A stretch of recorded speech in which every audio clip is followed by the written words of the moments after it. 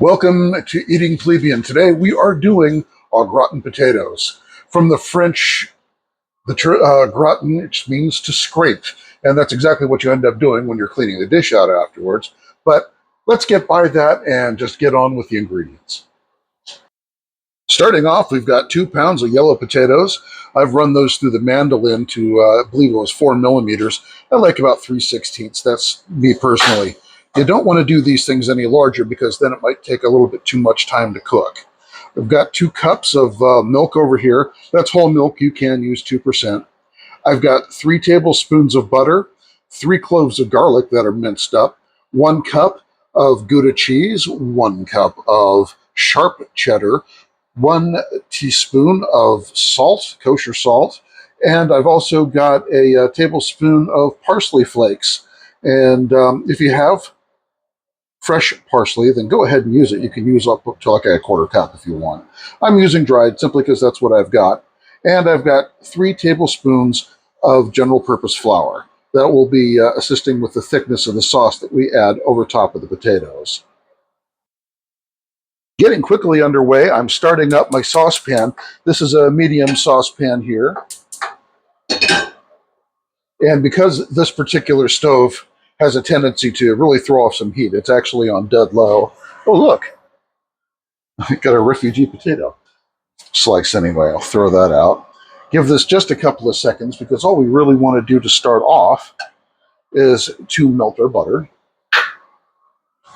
We'll get this in and going.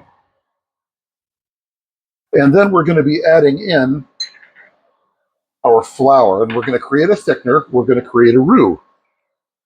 It'll be a roux blonde. We're not toasting it this time around. I do have my whisk standing nearby, but we just want to create a thickener and a base for the sauce. We're getting there already. We just are waiting for this to actually melt and then froth. While I'm waiting for that, I'm going to drain these potatoes. I knew there was a little bit of time in between when I was going to be slicing these potatoes on a mandolin and when I was going to be using them. So I placed them in water to keep them from oxidizing so they don't turn gray or brown or that nasty thing that potatoes like to do. And I'm going to be placing these inside of a 9x13 baking dish.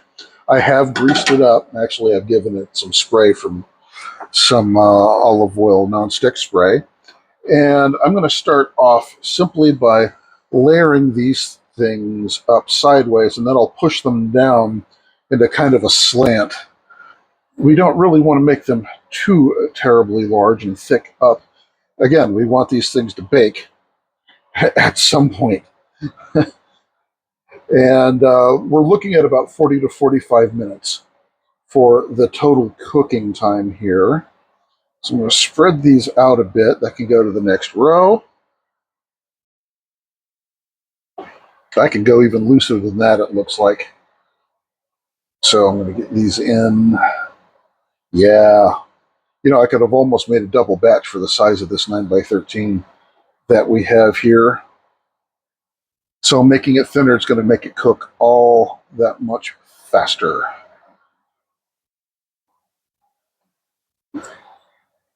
So take some of those, put them there. And yeah, let's just go ahead and smooth them out a bit.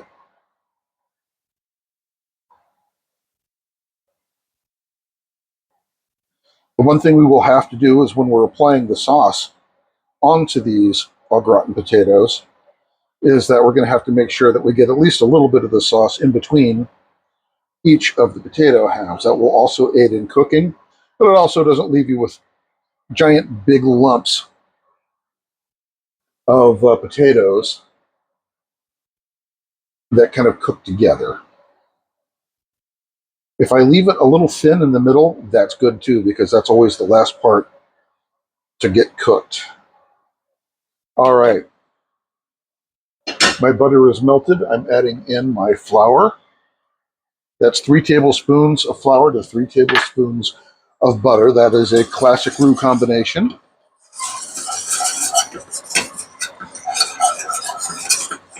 And I'm going to let this cook for about 2 minutes.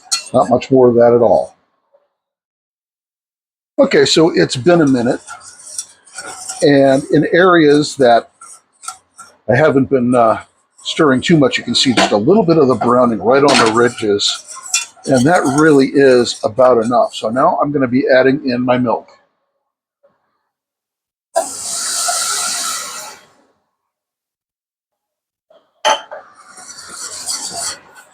Now, roux and thickeners in general, well, roux are different than thickeners in general in that you absolutely need to have at least a simmer or a boil going on for them to actually work. Arrowroot, different types of starches that you can add for certain things. They may be heat dependent, but there's always that border that you need to hit, at least for a flour-based roux, in order for the thickeners to work. While that is heating up, there is also no reason for me not to put in my salt, my parsley, my 3 cloves of garlic. That's right. Get in there, boys. And we're going to stir to combine here. I can get rid of that.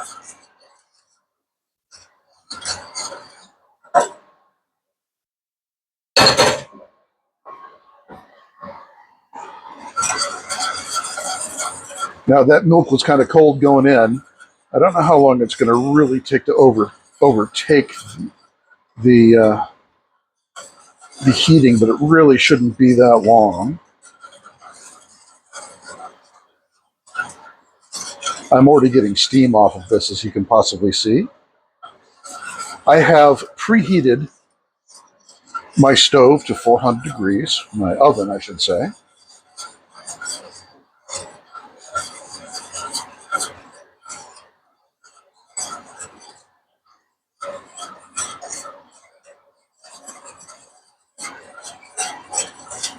We're going to constantly work this.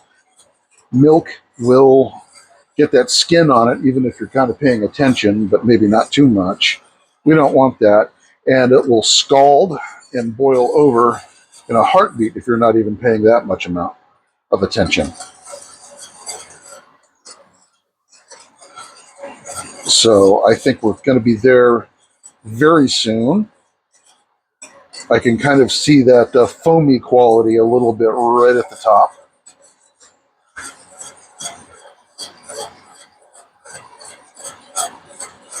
And then we can get this into the pan once that happens. But we do have one other thing that we need to do, and that's we are going to add our Gouda.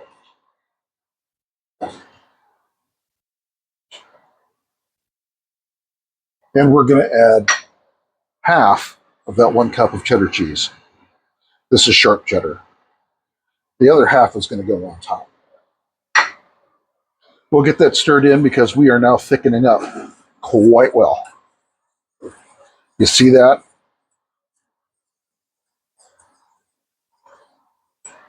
Honestly, this is not a difficult or indeed a very long recipe to make.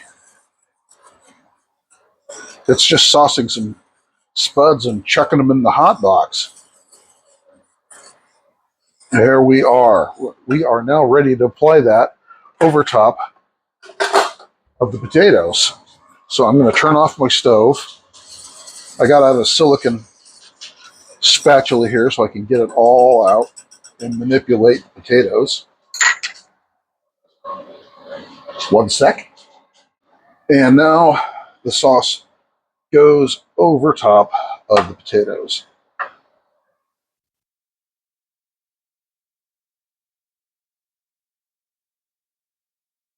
It smells a lot like broccoli cheese soup, frankly. And I'll get this. Oh my goodness, what is going on back there?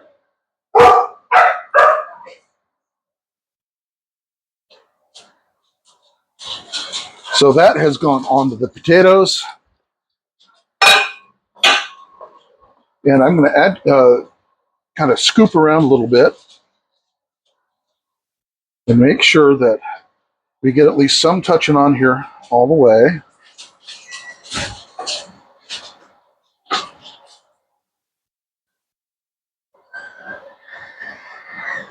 And there we go. Get this all covered.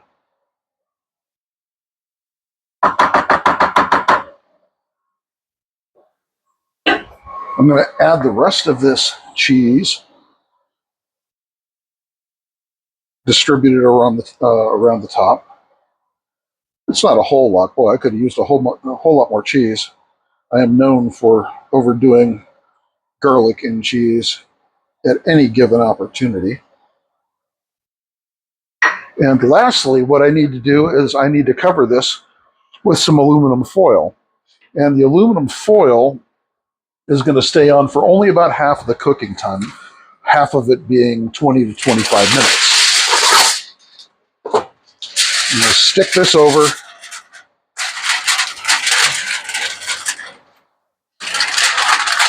There we go. Oh, that popped up. Stop that.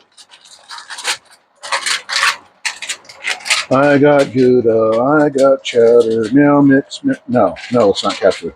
Okay. There we are. A little open right there. Whatever. It doesn't need to be airtight. And into the oven it goes.